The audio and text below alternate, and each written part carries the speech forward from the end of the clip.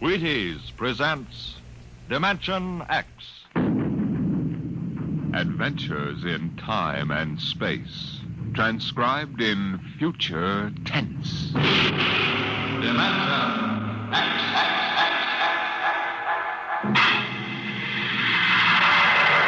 On stage tonight, Dimension X, another in the Wheaties' big parade of exciting half-hour presentations. Just about the time you're getting up tomorrow morning, you know what's happened?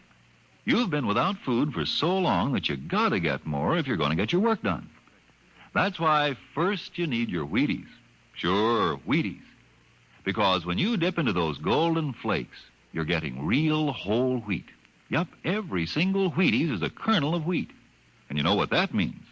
Vitality for working well, feeling well, looking well. Whole wheat energy, whole wheat vitamins. All the goodness of plump whole wheat in crisp little flakes that are mighty nice to meet any morning of the week. So be good to yourself. Tuck into the Wheaties at 7 a.m. and see if you don't feel the difference. Have yourself breakfast of champions and see how Wheaties at 7 can help at 11. Come on now, try them.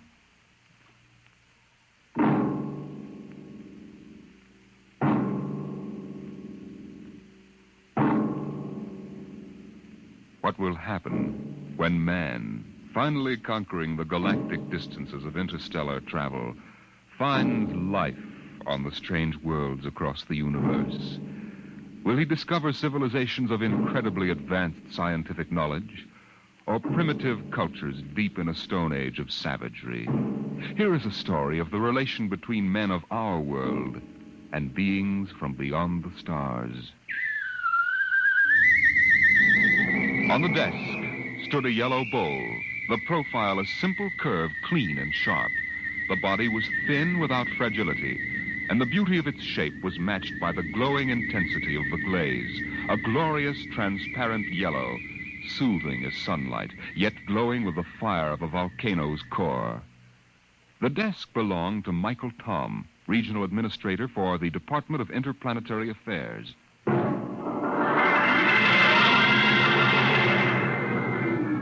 That bowl? Why, it's a souvenir.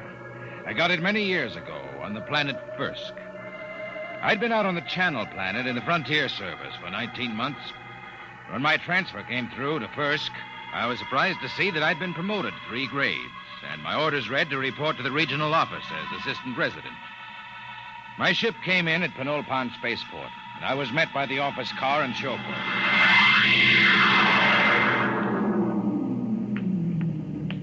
Mr. Tom? That's right. I'm Wirachek, sir. Welcome to Firsk. Thanks. Well, I didn't expect to find a 1992 Rolls here. The resident had it shipped out in parts. Mr. Koval changes every year for the new model. Pretty smooth. Hey, this is certainly different from the Channel Planet. Nothing there but ice, frost fleas, and the dullest aborigines in the system. Well, you won't find the aborigines very dull here. What kind of people are they? The Methuan? Well, they're humanoid. Very close to us systemically. Tall, sort of amber-colored and graceful. Oh, is that one, the girl balancing the bowl on her head? Yeah, she's a Methuan. Uh-huh. There isn't a very big human population at Firsk. Well. Looks like Mike Tom has found a home in the service. You haven't met Mr. Koval yet, have you? What do you mean by that? Oh, nothing, sir, nothing. Look, Wirachek, if there's anything wrong, you'd better tell me. Well, there's nothing, sir. Nothing you won't find out. It's just that Mr. Koval is a very forceful personality.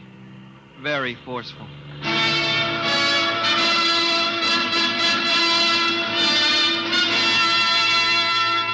We drove through Penolpon, threading our way through narrow streets between rows of low houses of reed, parchment, and wood. Canals of green water laced the city, and the bridges trailed ivy and orange flowers. Suddenly, we turned a corner, and there on the bank of the main canal was a large concrete and glass building, Earth-style. This was the district office, and in a room that gleamed with black plastic and glass, I found George Colville, senior resident. You're Tom? Michael Tom? Yes, sir. My last junior took off for the hills with a dancer from a Me Too and grog shop. If I have any trouble with you, I'll ship you back to Earth with a minus 50 efficiency rating. That clear? That's clear, sir. And don't get edgy with me. Sit down. Now, listen, Tom, I'm easy to get along with. I like things done right the first time. Got to give a good example for the gooks. Gooks? Yeah, the natives. I don't know what's good for them. I brought in a high-grade silica yarn to replace the root fiber they were using in fish nets. Took me 3 months to talk them into using it. I thought the Bureau policy was to avoid introducing Earth technology to stable cultures. Yeah, that's what those boneheads at the main office say. They don't have to live here. Have you seen those pigsties they live in? There isn't a concrete building on the planet. The Me Too in delegation, Mr. Colville. Tell them I'm busy for 15 minutes. Yes, sir. Well, I'll be going along then, sir. Why? Well, if you're busy. Forget it. I always let those gooks wait at least 15 minutes. Softens them up. They're not hard to handle, if you know how. I was assigned to pest control, a duty Colville considered beneath his dignity. In the next few weeks, I carted rat poison and insect spray through the poorest sections of Penolpan, where the trees ended and the plains stretched out to the Cookmank Mountains. It was there that I first heard of the potters of Firsk. I had found a pottery bazaar, long shelves of jars of every size and shape, crocks, paper-thin vases, bowls, demijohns, tankards. The glazes were remarkable, deep, glowing colors. And yet, something was missing. I looked up and down the shelves. Mr. Tom, is anything wrong? No, it's just, Oh, I've got it. There isn't any yellow. Yellow? That's right. There are no yellow glazes at all. They have every other color. Ruby, green. There's a jar that's translucent, but no yellow. Well, maybe it's a superstition. Could be. Yellow might be connected with death or disease. Well, you can find out, Mr. Tom. Here comes a Me Too, and she probably runs the place. May I help you, sir? Oh, you speak English. I must. We trade with the Earth colony. Your wares are very beautiful. For example, how much is this bowl? 75 credits. That much? They are our ancestors. And to sell them as cheaply as wood or glass would be irreverent. Your ancestors? You mean the bowls? Yes. Uh-huh. Tell me, where's the pottery made? In Penolpan? No, back there. In the mountains? There our ancestors go and the pots are brought back. Aside from this, I know nothing. The Metuan fear the potters. Why? No one knows what lies beyond the first hill, Earthmen. Sometimes we see the glow of furnaces. And when there are no dead for the potters, they take the living. Living? There are the potters now.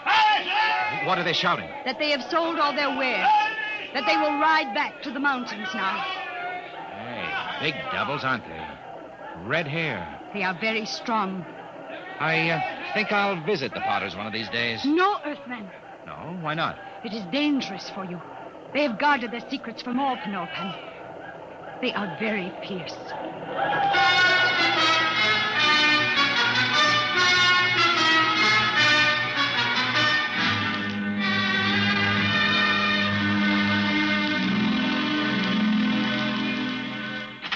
Tom, where the devil you been? I told you to get the estimates for that power plant. I put them on your desk, sir.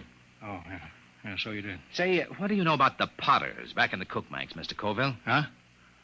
Oh, they're a tribe of bandits or something. Why? I was at the bazaar today. A girl called the vases ancestors. It seems strange. Ancestor? Well, it probably has something to do with religious death rites. They take away the dead bodies and cremate them for a fee or trade goods. The girl said that when they don't get the dead, sometimes they take the living. What? Well, so that's it. What, sir? Raiding. About every month or so, a couple of Me Too and turn up missing. The whole city clams up like tongue-tied parrots. For 2 years, I've been trying to track it down. Tom, these potters must be behind it. Raiding, huh? Well, we'll see about that. No, we don't know anything definite. Well, we will. Get Weircheck to roll out the copter. We're flying out to those mountains. I'll put a stop to this if I have to blow them clean off the planet.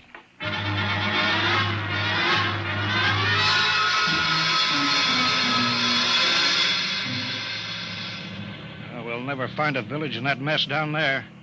Look at those cliffs. There's a smoke trail over there to the right. Potters need kilns. Kilns need heat. There's a volcano, not a chimney. Let's try out along that ridge, then we'll go back. Wait, I think we found them. Where? At the base of the volcano. Look close. You can see buildings. Yeah. Set her down. Should we land, sir? They're supposed to be pretty rough on home ground. We're official representatives of the system. Remember that. That might not mean much to a tribe of mountaineers. Don't argue with me, Tom. Land.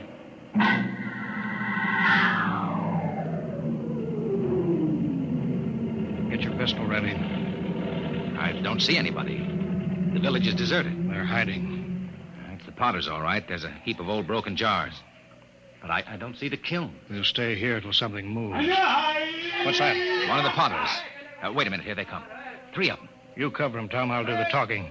Hey there, you! What brings strangers to the village of the Potters? I'm Colville, chief of the Planetary Affairs Bureau in Penulpan. This is an official visit to see how things are going with you. We make no complaints. Oh? I've heard reports of you Potters kidnapping me too. Is there any truth in that? There is an ancient agreement. The Potters are granted the bodies of the dead, and occasionally, when the need is great, we do anticipate nature by a year or 2. You mean you admit it? The soul lives forever. In the bowl it's beautified. What do you mean? Look here, just what do you do with the corpses? Our glazes require lead, sand, clay, alkali, spar, and lime. All but the lime is at our hand, and this we take from the bones of the dead. I see. Well, we don't want to interfere in any native customs or rights. Corpses, that's between you and the meat turn. If you need lime, I can ship you in tons of it. Natural lime is a poor substitute for fresh live bones. The spirit of the person is in the bones, and it passes into the glaze and gives it an inner fire. Well, you listen to me. I don't care what you use as long as there's no kidnapping or murder. Tell me, Potter. I don't see any furnaces. Where are your kilns? Our firing is done by the great monthly burn. You mean the volcano? Yes, Earthman. Once each month, the heat roars up white and glowing. I see. Potter, why don't you ever use yellow glaze? Yellow glaze? We have no metal to give the pure, rich yellow, the color of the sun.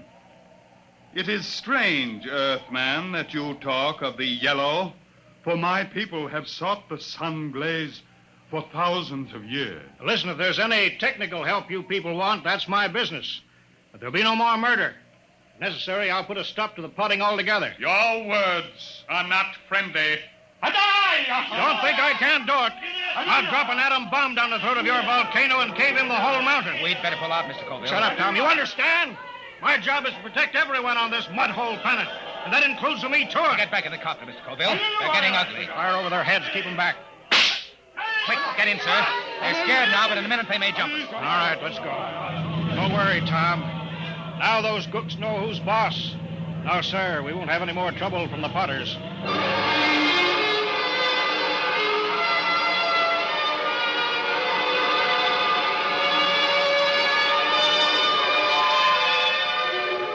Colville kept me pretty busy the next few weeks, but I got to spending a good deal of time at the pottery bazaar with the girl. Her name was Sue Then. She was interested in everything I had to tell her about the rest of the galaxy, and I was lonely, so I got to looking forward to my visits there. I was on my way there one evening when suddenly I heard shouts down the side streets. I hurried toward them, pulling out my gun. And then I heard the deep cry of the giant Potters and the crack of hooves on the cobbled streets. Suddenly, a group of riders burst around a corner and charged down on me.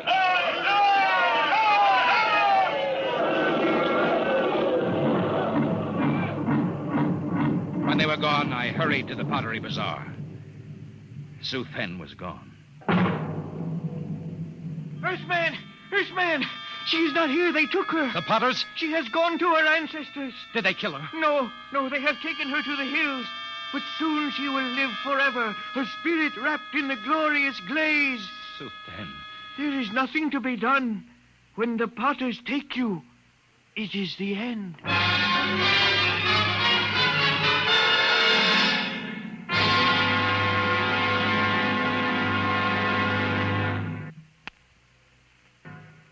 They've been raiding again, huh? Pour me two in tonight. Bring the copter around in front. It's ready. Tom, I'm going to break out the atom bomb from the arms locker. You fly out there and drop it down that volcano crater. I'll teach those murdering devils a lesson they won't forget. But the meat They'll was come crawling to the city on their hands and knees. I know how to run this planet.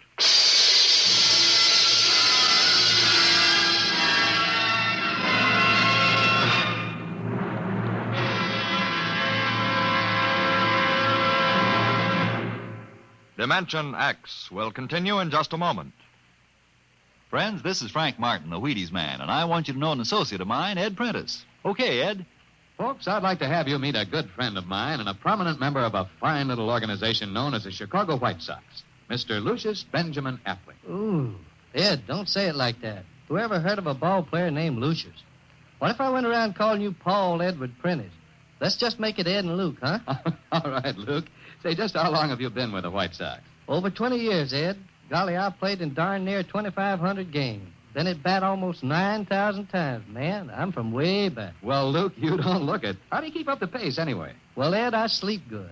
I eat good. I eat mighty good. Wheaties about 4 mornings a week. Those little old flakes put a lot of snap, even in an old-timer like me. Must be because they're 100% whole wheat. I sure like Wheaties and milk and fruit. You know, Luke, that's exactly what I hear from a lot of ball players and plenty of other people, too. No wonder they call Wheaties the breakfast of champions. Thank you, Mr. Prentice and Mr. Luke Appling of the Chicago White Sox. Mighty nice of you to say those good things about Wheaties. Now, folks, you and I may not be playing baseball for a living, but we can use those whole wheat Wheaties, too.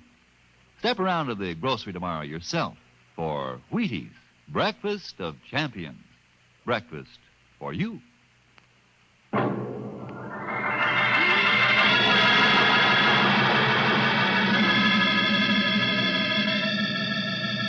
There's the village window, Chick. Swing over it. Shall I pull the safety on the bomb? No, hold it. But Mr. Colville said I know what he said. But they got a girl down there, and I'm going to get her out alive. And I'm going to start by trying to talk with that 7-foot red-headed Potter. All right, we're a check. Set her down right in the middle of Main Street.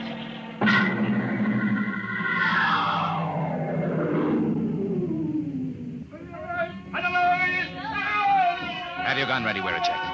Here they come. Tall one's the chief. So, this is the insolent lordling again. Come on, out of the copter. Good.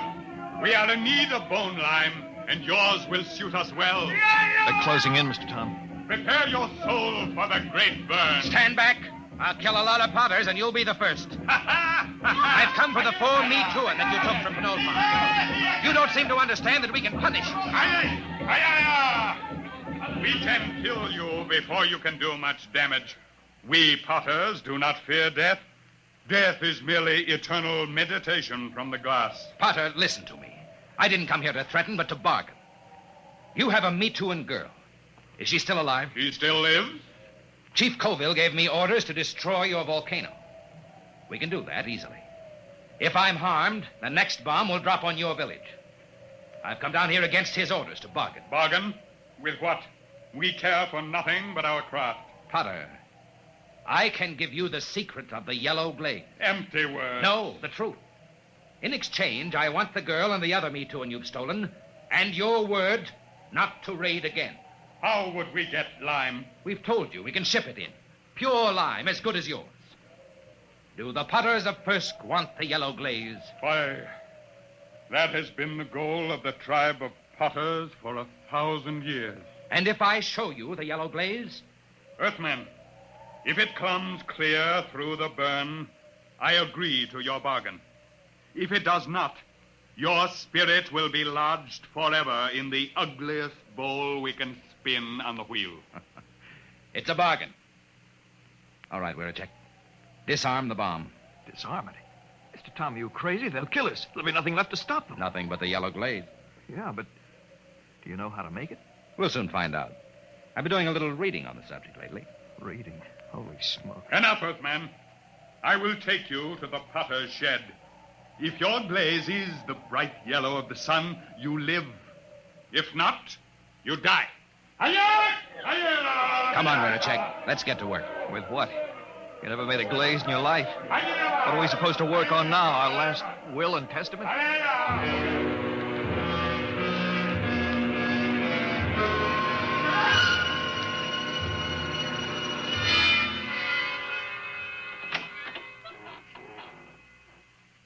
Who's that? Suzanne.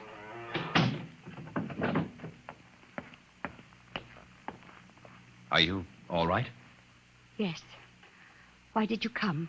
They will kill you too, Earthman. Maybe. How did you get in here? When I heard that you were here, I asked the Chief Potter to come. He said it would not matter. They would have all our bones soon. Cheerful, so. Hey, stir this, Check. Yes, sir. They said you were trying to make the yellow glaze. Oh, Earthmen, we will die. This goo may turn out yellow. It had better. No one on Firsk has been able to make it. But I'm not from Firsk. Hang on, Suthan. We're not dead yet. Earthman, I am glad you came. Although I wish you had not. Suthan. All right, Check. Call that redhead. Tell him I got his glaze ready. Hey! Hey, you out there. Earthman, are you ready? Here's your glaze. Test it. You have 6 bowls of glaze. I'm no potter. This stuff ought to turn out yellow, but I can't be sure in one mixture. We will coat 6 tablets, one with each glaze. Then we will fire them. How long will it take? 20 hours before you know if the burn has brought you life or death.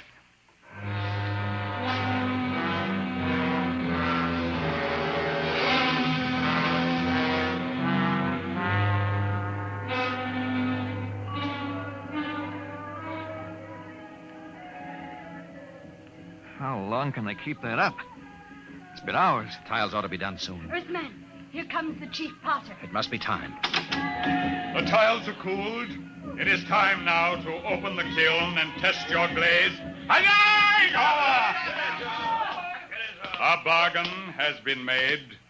The glaze is yellow, or you die. I will open the kiln. How are they, Mr. Tom?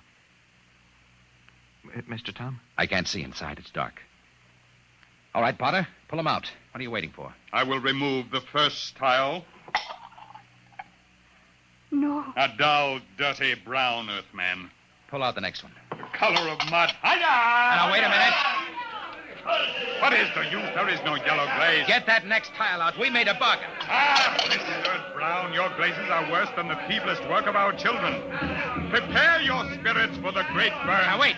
Look in there. The next tile. Get it out here. Earthman, you waste time. Well, I'll get it out myself. There. Look at it. Yellow. Bright, shining yellow. There it is. The yellow glaze.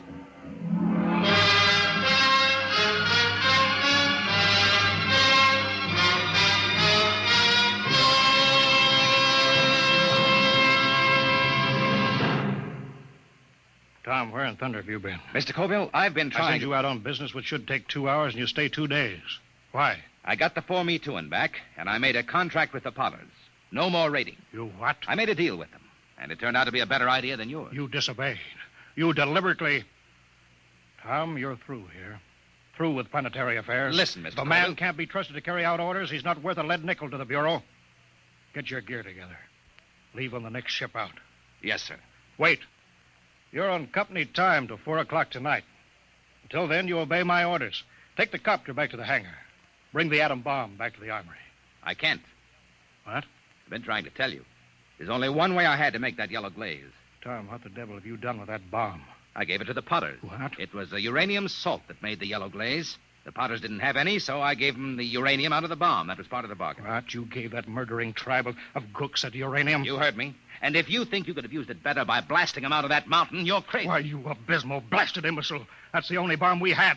Those Potters could tear Penolpan off the face of the planet. If you want that uranium, Colville, you can go out and get it. And if I'm fired, I'm through now. Why, you fresh smut, you yellow-livered louse. I ought to If you kill asked you. me, I'd say it'd be dangerous business trying to get that uranium back now. Where a check? Where a check? Yes, Mr. Colville. Yes, sir.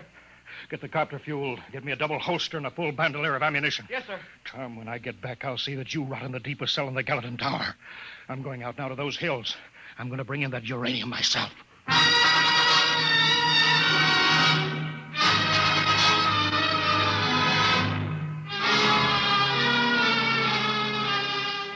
Two days later, Wiracek came into my office.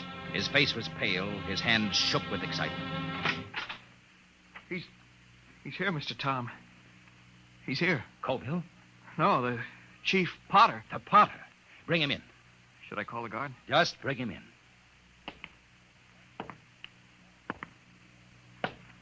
Well, Potter, I was just going to the mountains to see you. Earthman, Does that bargain we made still stand? Just a minute. First, I want to know what happened to my chief. He has not returned. A madman came to the village of the Potters. He said you had no authority. He said he could not allow the Potters to keep the heavy metal that makes glaze like the sunset. What happened to Colville? Tell me. There was violence. He killed 6 good wheelmen. He was captured. I come to find whether our contract is good. Captured. All right, Potter. The contract is good.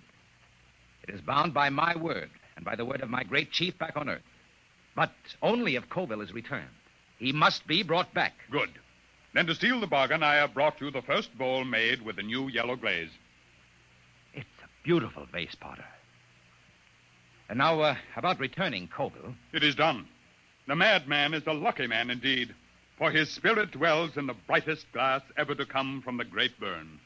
You mean that Colville... Here, I return him to you. The fiery soul of the madman has given luster to an already glorious glaze. He will live forever in the shining light. On the desk stood a yellow bowl, and the beauty of its shape was matched by the intensity of the glaze. A glorious, transparent yellow, fire of a volcano's core.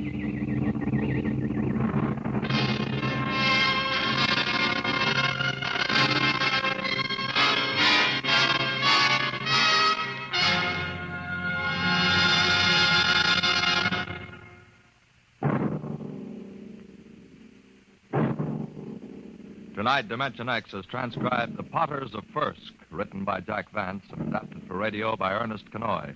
Featured in the cast were Carl Weber as Michael Tom, Wendell Holmes as Colville, and Raymond Edward Johnson as the chief of the Potters.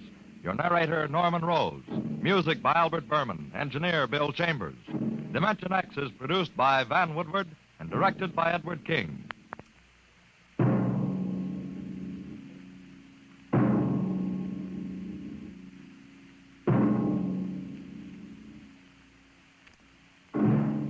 Tomorrow, hear Sam Spade. Now, it's Truth or Consequences on NBC.